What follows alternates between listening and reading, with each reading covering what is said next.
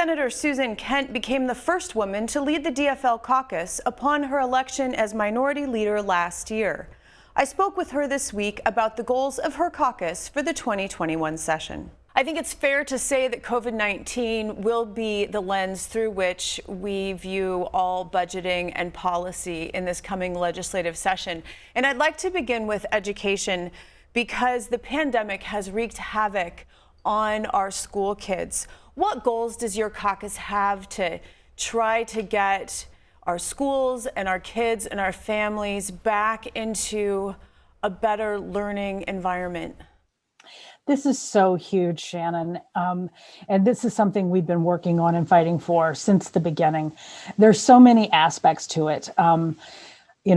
It's obviously it's about our kids and their ability to keep up with their learning and to be successful in the long run, and the challenges that it faces for them, even from a mental health perspective, the challenges it faces for families in terms of having to supervise distance learning. And, we were talking just this morning about the effects of this on the workforce. It's the top priority for so many reasons to make sure that we can have our schools up and running, full speed, kids learning to their best potential, living their best lives, and their families being able to rely on that.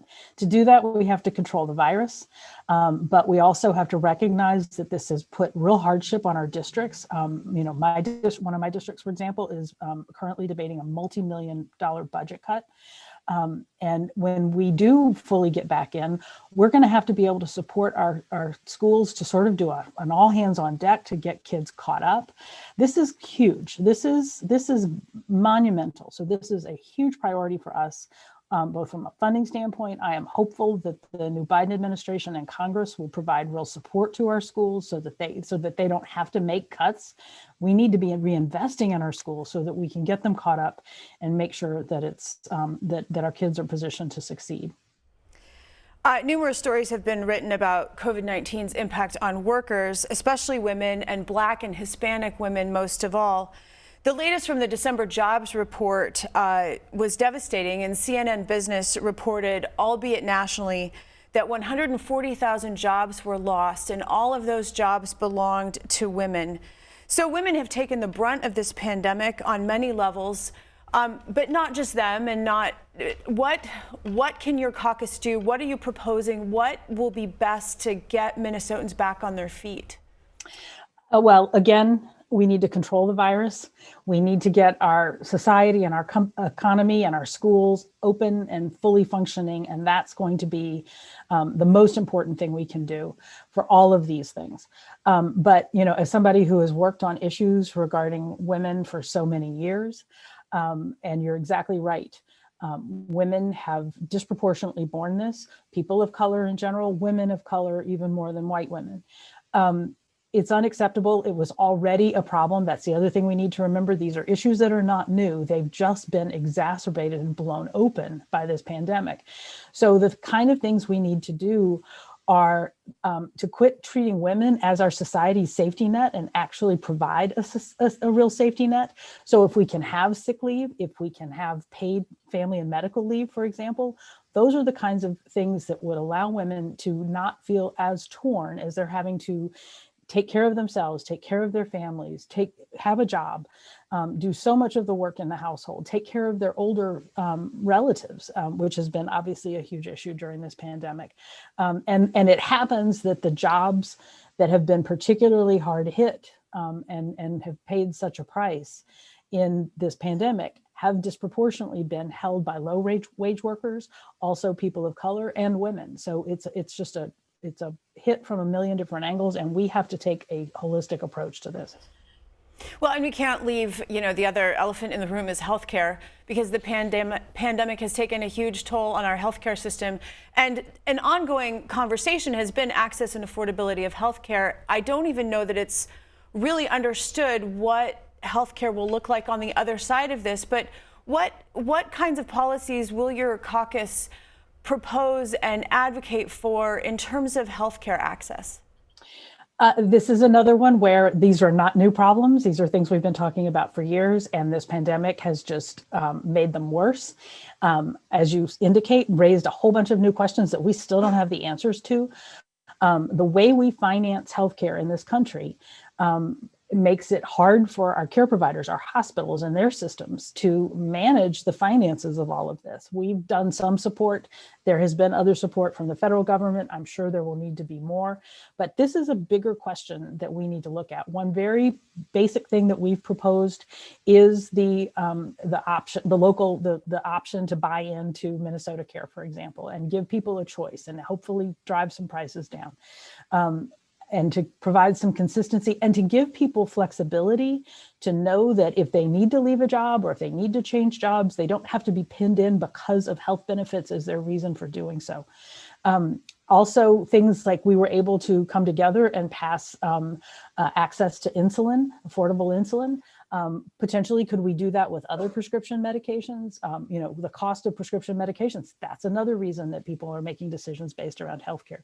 Those are just a few of the things, but these are going to be long and complex and important conversations in the coming session and the coming years. One perhaps upside of the pandemic is that according to the New York Times, this week, greenhouse gas emissions from energy and industry have declined by more than 10%. What policies can Minnesota adopt to protect our environment and to, continue to improve towards the goals that we have? This is another critical issue, and as you point out, this has given us some interesting insight. And we know, and I think this election in many ways was about the fact that this is an issue of our times and it is urgent that we deal with it. We talk a lot about clean energy and what that can mean for not just the environment, which is hugely important, but also the economic side of that and the jobs and the good jobs that can bring to Minnesotans. The other thing that we have done a pretty good job on clean energy in that regard, but now transportation is our number one source of greenhouse emissions. And so we really need to look at the transportation sector. There's been a lot of misinformation out there about this conversation of clean cars. The reality is that is where the industry is headed. Chevrolet had a big announcement this week. We know that this is a way that we can make a difference, and Minnesotans want the choice. And so these are policies that have been adopted by 14 states and the District of Columbia. That is an important step to provide choice for Minnesota consumers and to help address this very important issue of our environmental challenges.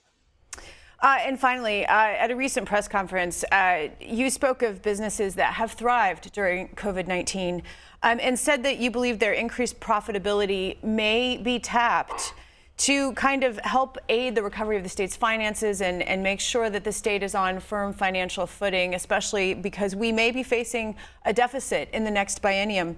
Can you be more specific? Are you advocating for some tax increases?